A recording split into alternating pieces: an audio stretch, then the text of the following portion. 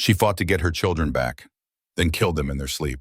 This isn't a horror film, it's a real tragedy that unfolded in quiet Southwest Baltimore.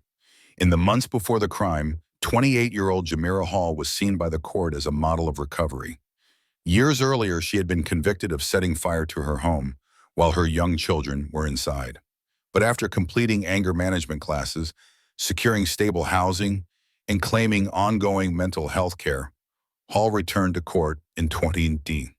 She convinced the judge she was ready. She had changed. The judge believed her. Her children, 8-year-old Davin and 6-year-old Jamerria, were returned to her custody. 3 years later, they were dead. One stabbed, one strangled, both left to decompose in an apartment where time stood still. What happened in apartment 706? And more urgently, how did every layer of protection, court, child services, healthcare, education, fail so completely when the warning signs were there all along? Tonight's story is not just another shocking case of a mother who turned on her children. It is a devastating lesson in how systems meant to protect the most vulnerable can collapse under pressure, bureaucracy, and blind trust. This is a story of missed red flags, of a community that heard screams but didn't act, of institutions that checked boxes but didn't see danger. This isn't just true crime, it's a call to attention.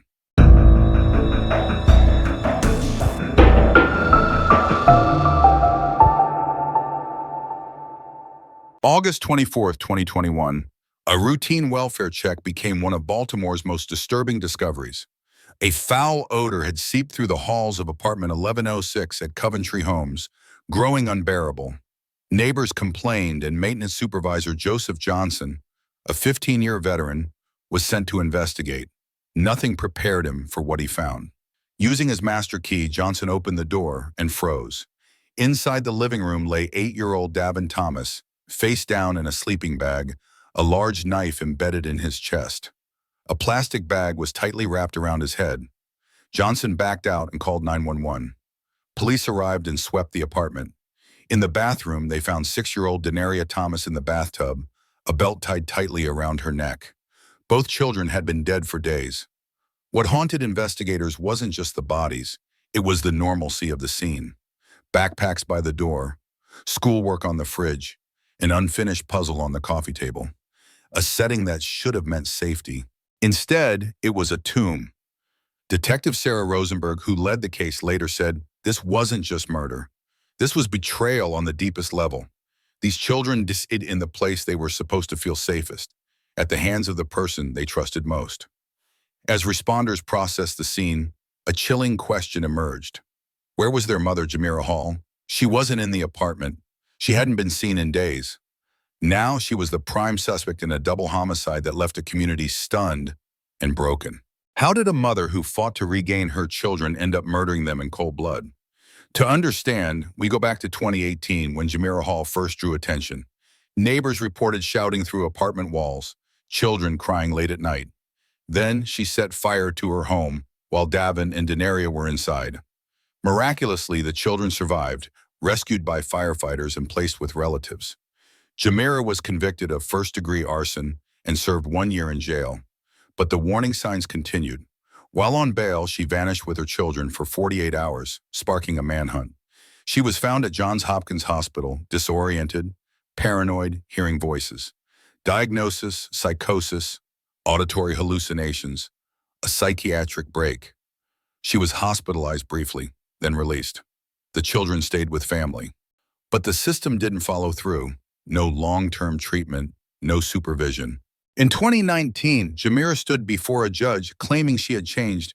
She had taken anger management, secured an apartment, and said she was in treatment. Family members begged the court not to return the children. The judge ruled in her favor. Davin and Jamerria were sent back to apartment 1106 to a mother who had once tried to burn them alive. For 2 years, things seemed stable on paper, but behind closed doors, something darker brewed. Isolation, delusion, a slow collapse, invisible QQ to those who should have been watching. No one realized the cost of that oversight until it was too late. By August 2021, the cracks in Jamerria Hall's world were bleeding through apartment 1106. Neighbors noticed her odd behavior, sitting in her car for hours, engine off, muttering in heated, one-sided conversations, day or night. At first, they assumed she was a tired single mother, but the signs grew harder to ignore. Behind closed doors, things were worse. Hall cut contact with family, changed her phone number repeatedly, and moved without notice. Her cousin Kendra Hall recalled a chilling call in early August. She said she couldn't sleep, that the shadows were moving again. When I asked what she meant, she whispered, "They're watching the kids. I can't protect them." Then she hung up. Kendra offered to visit. Jamerria refused. That was their last contact. The school system saw red flags too. Davin and Daenaria's absences piled up, even before COVID. Virtual check-ins were missed, assignments incomplete. A teacher noted Davin falling asleep in class. A counselor flagged Daenaria's silence. But with pandemic staffing shortages, no one followed up. Their file was closed. A former CPS worker later explained, post-incarceration monitoring is a checklist. Job, housing, classes. Check those and the deeper issues get overlooked. Nobody asks, how's her mind? Hall showed up to court and therapy, said the right words, and the system moved on. But the voices in her head didn't. Everyone had a piece of the puzzle, neighbors, family, school, caseworkers, but no one connected the dots in time. 2 children paid the price, not because no one saw the signs, but because no one acted. August 2021's heat was unbearable in Baltimore, but inside apartment 1106, something more dangerous was simmering. Jamerria Hall became a ghost, slipping in and out of the building, avoiding eye contact. Her clothes looked slept in, her expression blank. Surveillance footage from August 2nd showed her entering with Davin and Daenaria. Davin carried a shopping bag. Daenaria clutched a stuffed animal. But Hall's twitchy movements and constant glances betrayed unease. The maintenance man later said, it looked like a mom with her kids. But closer, it felt like they were walking into a trap. As days passed, Jamerria unraveled. Neighbors heard her pacing the hallway barefoot, muttering, they're coming. They know where I live. No one called. August 19th, 11:30 p.m. Neighbor Ray Cherry woke to children crying. The little girl screamed, "Mommy, no!" Then it stopped, he told police. Hall later confessed to detectives. The voices returned, louder, warning her the children weren't safe. If I didn't kill them, I'd lose them, she said. They'd be taken, hurt. I had to act. She waited until they slept, took a knife, stabbed Davin, wrapped a bag around his head to keep demons out. Daenaria woke, screamed and ran. Hall followed with a belt. Jamerria was deep in paranoid psychosis, likely untreated schizophrenia mixed with postpartum depression, a perfect storm of mental illness, isolation, and systemic failure. The delusion took root. By the time it bloomed, 2 children, who once chased butterflies outside, lay silent, one in a sleeping bag, one in a bathtub. Their final moments were spent begging their mother, their monster, not to hurt them. August 24, 21. Complaints had piled up for days. Residents of Coventry homes reported a foul, chemical rot smell in the hallways. At first, they assumed a garbage leak. By the 4th day, it was unbearable. It was like something dying behind the walls, a neighbor said. At 9:17 a.m., maintenance supervisor Charles Johnson entered apartment 1106 with a master key. He'd done welfare checks before. Not like this. The door swung open. The smell hit like a wall. Then, silence, heavy, holding its breath. A few feet inside, Johnson froze. There lay 8-year-old Davin Thomas, face down in a sleeping bag, a kitchen knife in his chest, a plastic bag wrapped tightly around his head. He backed out, called 911, voice trembling. Police arrived and found 6-year-old Daenaria Thomas in the bathtub, a belt cinched around her neck. Both had been dead for days, in a heat speeding decomposition. Yet the apartment was eerily normal. Family drawings on the walls, a half-eaten bowl of cereal on the counter, backpacks by the door. This wasn't a robbery. It was an execution, slow, quiet. Detective Sarah Rosenberg called it her worst crime scene. The home was too still, no blood splattered, no furniture overturned, just 2 children, placed like they were meant to be found later. One officer broke down, another needed trauma counseling. You think you've seen the worst? Rosenberg said, until you find kids like that, alone. No one even knew they were missing. The search for Jamerria Hall began. Her belongings were gone. Her phone was off. Her last sighting was August 19th, the night neighbors heard "Mommy, no." By the time the children were found, she had vanished. But why? Why did a mother who fought for her kids murder them in their sleep? That question would haunt Baltimore, and the answer would be almost too surreal to believe. August 25th, 2021, 8:15 p.m. Behind a dumpster off Philadelphia Road, a barefoot woman crouched in filthy clothes, eyes vacant. A rideshare driver recognized her from a news alert.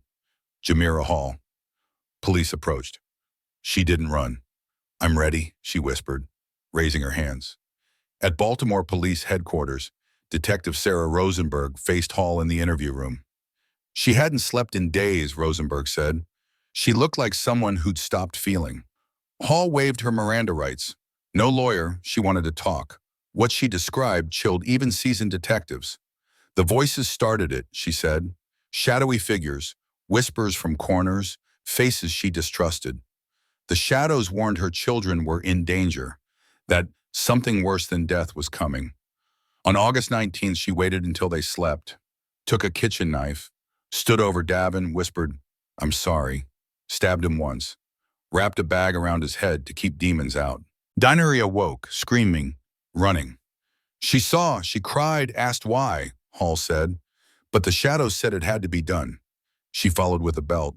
When asked why she didn't stop, Hall said, "It was done.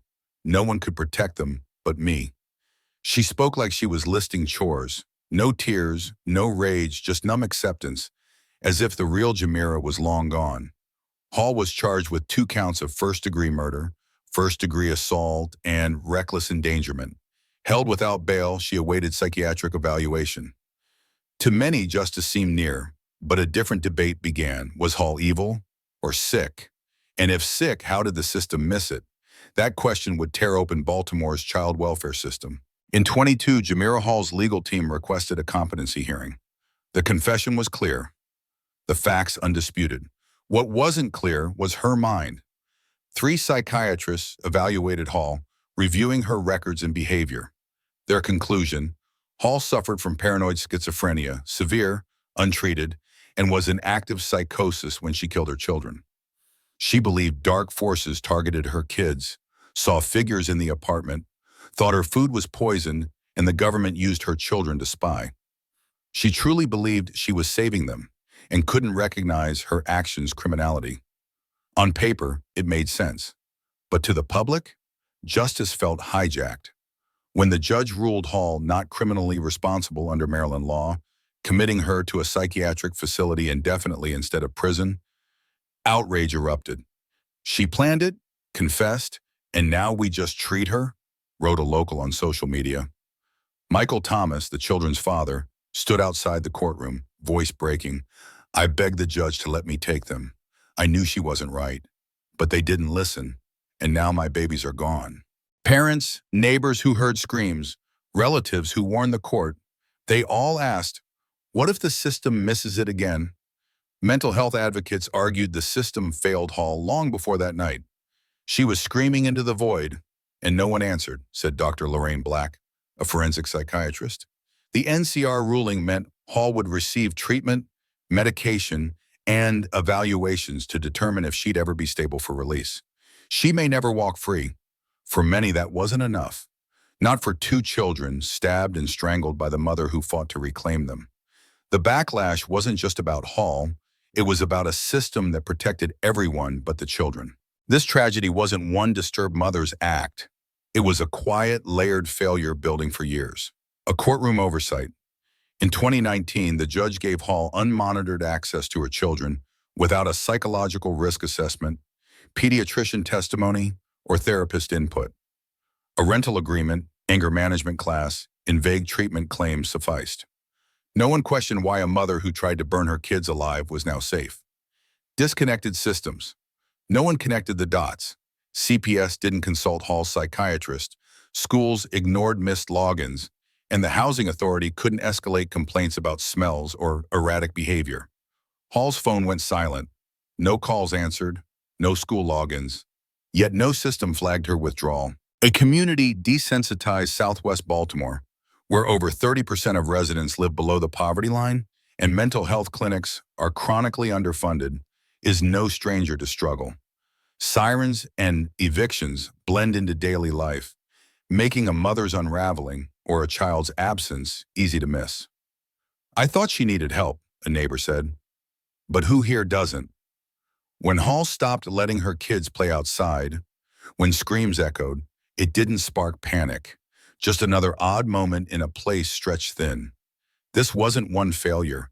It was a system that ticked boxes, passed files, and hoped for the best. Davin and Jamerria weren't lost to sudden madness. They were lost to a silence no one had the tools or courage to break.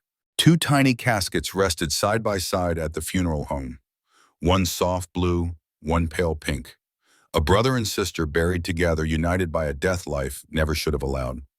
As Southwest Baltimore mourned, a question took root. What now, a city's reflection? This wasn't gang violence or a drive-by. It was a mother and two children who once waved at neighbors, chasing dogs on sidewalks. "Jamerria gave me a beaded bracelet," a neighbor recalled. "She said it was for protection." She was 6. Local news dissected the case. Talk radio debated. Should Hall have gotten her kids back? Who was responsible? A system on trial. The Department of Social Services promised an audit. Advocates pushed for laws requiring mental health evaluations before custody restoration. Families didn't wait. Churches hosted trauma seminars. One complex started a wellness watch. Neighbors checking in, not spying. "It's about not assuming everything's fine behind closed doors," a volunteer said. Jamerria's memory fund, from tragedy, purpose emerged. Family launched the Jamerria Fund, named for the kids' nickname as a duo, to provide housing and legal aid for at-risk single mothers with mental illness. A GoFundMe became a nonprofit in a month. The question we carry. Jamerria Hall resides in a psychiatric facility, speaking of shadows and children singing in dreams, unaware of her actions. She'll likely never stand trial. There's no verdict, only truth. 2 children are gone, and we saw it coming. The question isn't how. We know how. Will it happen again? Somewhere another mother is unraveling, another silence growing. Unless we stop dismissing warning signs as not our business, we'll be here again. It's easy to feel powerless after a tragedy like Apartment 06. To think, I couldn't have done anything. That's the most dangerous lie. This wasn't a lightning strike. It was a slow burn, visible in schools, hospitals, courts, and on every neighbor's doorstep who heard something and stayed silent. What accountability looks like. Jamerria Hall isn't free, but that's not justice. Justice would be Davin and Jamerria laughing on a playground today. Real justice demands reform, mental health evaluations with follow-through, social services with staff to intervene. Teachers heard when they report neglect. Judges asking what's changed, not what's on paper. Blaming isn't enough. We must build. If you see something, act now. Heard a child's cries? Seen a parent unraveling? Don't wait. Call 911 for emergencies or the National Child Abuse Hotline, 1-800-4A-CHILD, for concerns. Your call is protected by law. Take a local training course on spotting abuse signs. Donate to the Jamerria Fund to support at-risk mothers. Check Baltimore's Child Welfare Services for volunteer opportunities. You don't need proof. You need concern. Silence buries children. This isn't just a story.